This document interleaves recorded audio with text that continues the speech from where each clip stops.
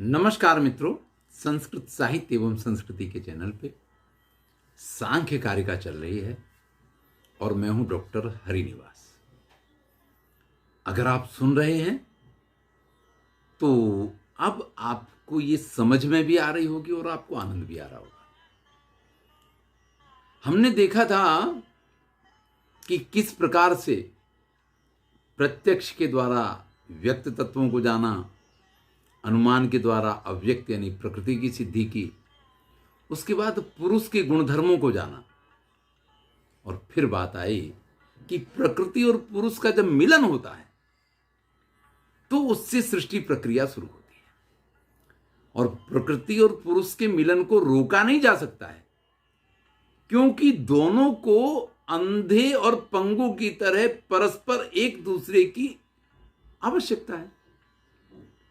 जब एक दूसरे पे आधारित हैं, इसलिए एक दूसरे से मिलना स्वाभाविक प्रक्रिया है, और जब वो मिलेंगे तो सृष्टि की प्रक्रिया शुरू होगी। तो यहां से शुरुआत करते हैं सृष्टि की प्रक्रिया की।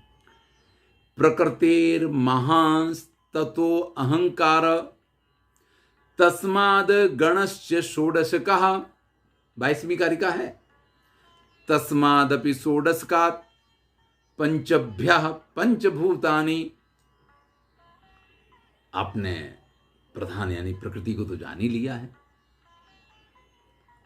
पुरुष तो किसी को जन्म देता नहीं है, वो तो सिर्फ प्रेरक बल है, चैतन्य तत्व है। लेकिन बाकी के तत्वों की सृष्टि किस प्रकार से होती है इसको समझाते हैं। तो कहते हैं कि प्रकृतेर महान, प्रकृति से महत तत्व की उत्पत्ति होती है, यानी बुद्धि की उत्पत्ति होती है। महत यानी बुद्धि। ततो अहंकार, और उस बुद्धि से अहंकार का जन्म होता है। तस्मात् गणश्च षोडश का, और उस अहंकार से 16 गणों की उत्पत्ति होती है। 16 पंच ज्ञानेन्द्रिय, पंच कर्मेंद्रिय, एक मन, 11 हो गए, और 5 तन्मात्राएं। तस्मादपि षोडशकात् पंचभ्यः, और उन 16 में से जो 5 तन्मात्राएं हैं उनसे पंचभूतानि, 5 महाभूतों का जन्म होता है।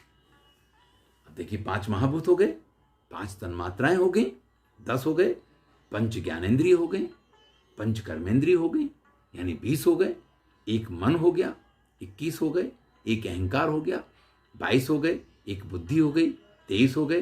प्रकृति से बुद्धि का जन्म हुआ 24 हो गई प्रकृति के साथ में, और पुरुष तो है ही, तो 25 तक तो हो गए। पहले भी इनकी गणना कर चुके हैं। लेकिन इनके जन्म का क्रम क्या है, ये सृष्टि की प्रक्रिया आगे कैसे चलती है। तो प्रकृति से बुद्धि का जन्म होता है, बुद्धि से अहंकार का जन्म होता है, और अहंकार से पंच ज्ञानेन्द्रिय, पंच कर्मेंद्रिय और एक मन, इन 11 का और 5 तन्मात्राओं का जन्म होता है, और उन 5 तन्मात्राओं से 5 महाभूत का जन्म होता है। ये पूरी प्रक्रिया है। आपने ये सब सुन लिया, लेकिन ये जो कुछ है उसको थोड़ा अगर समझने की कोशिश करें तो देखिए, बुद्धि, एक बालक जब छोटा होता है तब उसके पास नहीं है। लेकिन एडमेन और ईव वाली अगर कथा आप बाइबल की लें, और उन्होंने उस ज्ञान के फल को खाया, उसके बाद से उनको सब चीज का एहसास हुआ। यही कुछ इस सृष्टि की प्रक्रिया में भी चलता है।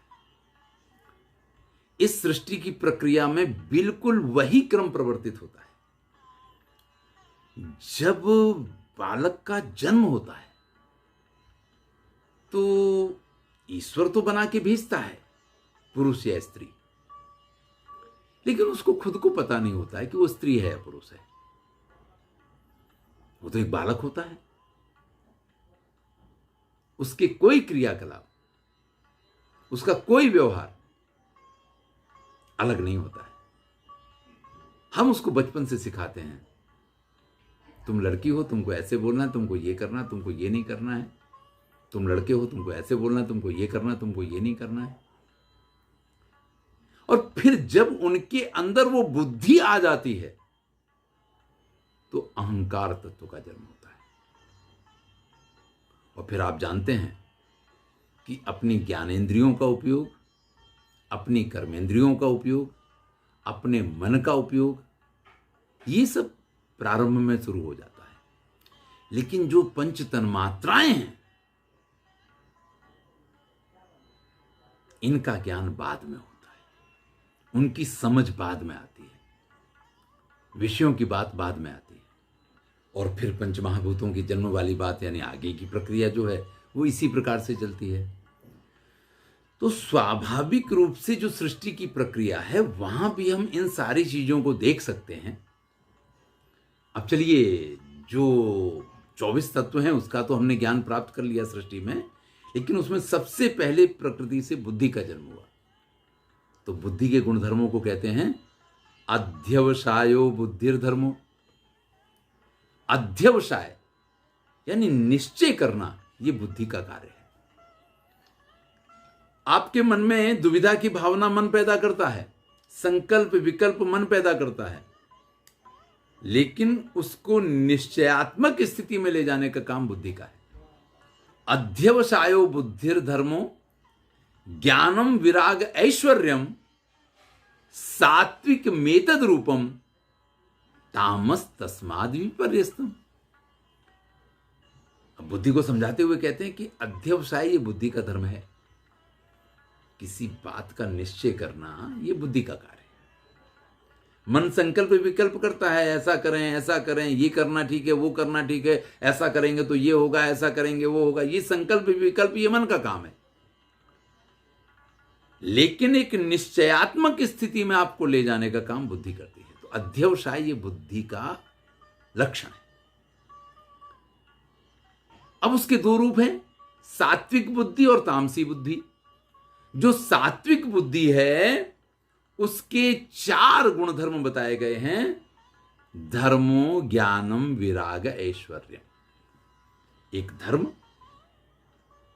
का निश्चय करना, आपका कर्तव्य क्या है, आपको किस प्रकार से अपने कर्तव्य का पालन करना चाहिए, ये बुद्धि निश्चय करके बताती है। ज्ञान, क्या योग्य है, क्या अयोग्य है, क्या करना चाहिए, क्या नहीं करना चाहिए, ये भी आपको बुद्धि ही बताती है। तो निश्चय करना ये बुद्धि का लक्षण है, लेकिन उसके 4 धर्म हैं, धर्म, ज्ञान, वैराग्य और ऐश्वर्य। धर्म क्या है? कर्तव्य का निश्चय करवाना, ये धर्म है। ज्ञान क्या है? आप जानते हैं, किसी विषय पे निर्णयात्मक रूप पे पहुंचना, ये ज्ञान का एक स्वरूप है। वैराग्य क्या है? संसार की वास्तविकता को जानना। भाई, ये जितने बंधन हैं संसार के, पत्नी, पुत्र, पति, ये एक दिखावा है, छलावा है। सबने अपनी अपनी आवश्यकता अनुसार ये बंधन बांध रखे हैं, बाकी इन बंधनों का कोई मतलब नहीं है। तो ये वैराग्य भी बुद्धि का ही कार्य है। और ऐश्वर्य 8 प्रकार के होते हैं, आपको पता होंगे, नहीं तो यहां आपको बता देता हूं। अणिमा, महिमा, गरिमा, लघिमा, प्राप्ति, प्रकाम्य, ईशित्व और वशित्व, ये 8 ऐश्वर्य हैं। ये सब बुद्धि के कार्य में आते हैं और ये सात्विक बुद्धि के कार्य हैं। अगर तामसी बुद्धि है तो उससे विपरीत कार्य करने वाली है, यानी धर्म की जगह कर्तव्य शून्यता होगी। वो आपको कर्तव्य का ज्ञान ही नहीं होने देगी, वो अकर्तव्य परायण आपको बनाएगी। अज्ञान आपके अंदर आएगा, आपको बहुत राग होगा, वैराग्य होने ही नहीं देगी। और अनैश्वर्य, जो ये ऐश्वर्य जिसके साथ आप महान बनते हैं, वो चीजें आपके पास नहीं आने देगी। तो भैया, बुद्धि सात्विक रहे, ये बहुत जरूरी है, क्योंकि सात्विक बुद्धि आपका कल्याण करवाएगी। और अगर आपकी बुद्धि तामसी है तो आप ये मान के चलिए कि आप समस्या में पड़ने वाले हैं। जीवन में कर्तव्य का निश्चय नहीं कर सकते हैं, जीवन में ज्ञान युक्त बातें नहीं आप समझ सकते हैं, आप इतने ज़्यादा राग में डूबे रहेंगे कि जिसकी वजह से आप जितने भी गलत काम हैं वो सारे गलत काम करेंगे। देखिए, लोगों के पास से घूस लेना, लोगों के पास से गलत काम करना, ये सारे वही लोग करते हैं जो रागात्मक बुद्धि रखते हैं। वैराग्य है तो पूत कपूत तो क्यों धन संचय, और पूत सपूत तो क्यों धन संचय। व्यक्ति को अपने जीवन के पालन के लिए कभी भी किसी भी करप्शन की आवश्यकता, भ्रष्टाचार की आवश्यकता नहीं होती है। वो जब ये चाहता है कि मैं अपने बेटे के लिए ये कर दूं, उसके लिए इतनी सुविधाएं जुटा दूं, तभी वो इस प्रकार के करप्शन में पड़ता है। तो इसका मूल कारण उसका राग होता है, पुत्र या संसार के विषयों के प्रति आसक्ति होती है। तो ये सब तामसी बुद्धि के द्वारा होने वाला है। और ऐश्वर्य जहां नहीं होगा, जहां आपके जीवन को श्रेष्ठ बनाने के तत्व ही नहीं होंगे, ना अणिमा है, ना महिमा है, ना गरिमा है, ना लघिमा है, जब इस प्रकार की कोई सिद्धियां नहीं होंगी आपके पास, तो फिर जीवन में आप पैदा ही किस लिए हुए, एक प्रश्न खड़ा हो जाएगा। तो भैया, बुद्धि उत्तम रहे, सात्विक रहे, शुद्ध रहे, तामसी बुद्धि हमारी ना हो, इस प्रकार से हमें प्रयत्न करने चाहिए। धन्यवाद। आगे की चर्चा अगले वीडियो में करेंगे। मैं हूं डॉक्टर हरि।